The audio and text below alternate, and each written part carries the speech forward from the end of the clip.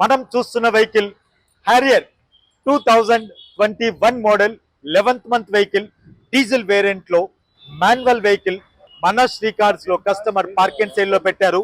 Inside కూడా చూసుకుంటే sitting కూడా చాలా నీట్ గా ఉంది. Vehicle up to date showroom track లో ఉంది. వెహికల్ టైర్ కండిషన్ కూడా బాగుంది.